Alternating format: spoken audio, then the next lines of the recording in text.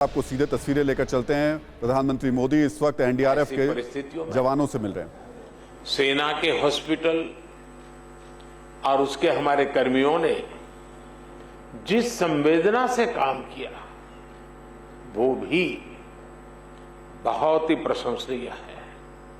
साथियों, 2001 में जब गुजरात में भूकंप आया था और उसे पिछली शताब्दी का बहुत बड़ा भूकंप माना जाता था, ये तो उससे भी कई गुना बड़ा है। जब गुजरात का भूकंप आया तो मैं बहुत लंबे समय तक वहां एक वॉलंटियर के रूप में बचाव कार्यों में जुड़ा था। मलबा हटाने में जो दिक्कतें आती हैं, मलबे में लोगों को खोजना कितना मुश्किल होता है, खाने पीने की दिक्कत कितनी होती है, दवाइयों से लेकर अस्पताल की जो जरूरत होती है। और मैंने तो देखा था भूज का तो पूरा अस्पताल ही ध्वस्त हो गया था, यानी पूरी व्यवस्था ही तबाह हो चुकी थी। और उसका मुझे फर्स्ट हैंड एक्सपीरियंस रहा है। वैसे ही जब 1979 में गुजरात में ही मोरबी में मच्छू डैम जो बांध टूटा और पूरा गांव पानी से तबाह हो गया, पूरा शहर मोरबी तबाही मची थी, सैकड़ों लोग मारे गए थे। एक वॉलंटियर के रूप में तब भी मैं वहां महीनों तक रह करके ग्राउंड पर काम करता था। मैं आज अपने उन अनुभवों को याद करते हुए कल्पना कर सकता हूं कि आपकी मेहनत कितनी जबरदस्त होगी, आपका जज्बा, आपकी भावनाएं मैं भली भांति फील कर सकता।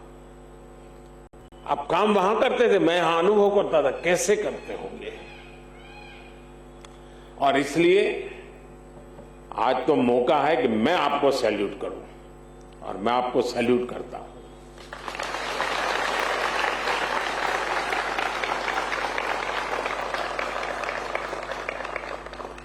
साथियों, जब कोई अपनी मदद खुद कर सकता है तो आप उसे सेल्फ सफिशिएंट कह सकते हैं, लेकिन जब कोई दूसरों की मदद करने में सक्षम होता है तो वो सेल्फलेस होता है। ये बात व्यक्तियों पर ही नहीं बल्कि राष्ट्रों पर भी लागू होती है। इसलिए भारत ने बीते वर्षों में सेल्फ सफिशिएंसी के साथ साथ सेल्फलेसनेस की पहचान को भी सशक्त किया है। तिरंगा लेकर हम जहां भी पहुंचते हैं वहां एक आश्वासन मिल जाता है कि अब भारत की टीमें आ चुकी है, तो हालात ठीक होना शुरू हो जाएंगे। और जो सीरिया का उदाहरण बताया कि जो बक्से में जो ध्वज लगा था, बक्सा उल्टा था तो ऑरेंज कलर नीचे था, केसरिया रंग नीचे था, तो वहां के नागरिक ने उसको ठीक कर करके और गर्व से कहा कि मैं हिंदुस्तान के प्रति आदर से धन्यवाद करता हूं। तिरंगे की यही भूमिका हमने कुछ समय पहले यूक्रेन में भी देखी। जब भारतीय नागरिकों के साथ साथ संकट में फंसे अनेक देशों के साथियों के लिए भारत का तिरंगा ढाल बना। ऑपरेशन गंगा सबके लिए आशा बन करके उसने एक बहुत बड़ी मिसाल कायम की। अफगानिस्तान से भी बहुत ही विपरीत परिस्थितियों में हम अपनों को सकुशल लेकर के वापस आए। हमने ऑपरेशन देवी शक्ति चलाया। हमने यही कमिटमेंट कोरोना वैश्विक महामारी में देखा। अनिश्चितता भरे उस माहौल में भारत ने एक एक नागरिक को स्वदेश लाने का बीड़ा उठाया। हमने दूसरे देश के बहुत से लोगों की भी मदद की। ये भारत ही है जिसने दुनिया के सैकड़ों जरूरतमंद देशों को जरूरी दवाएं, वैक्सीन पहुंचाई। इसलिए आज दुनिया भर में भारत के प्रति एक सद्भावना है।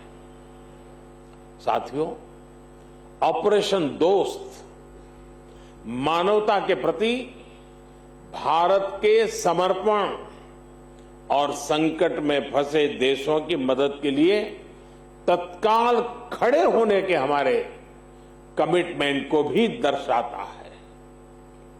दुनिया में कहीं भी आपदा हो, भारत फर्स्ट रिस्पॉन्डर के रूप में तैयार मिलता है।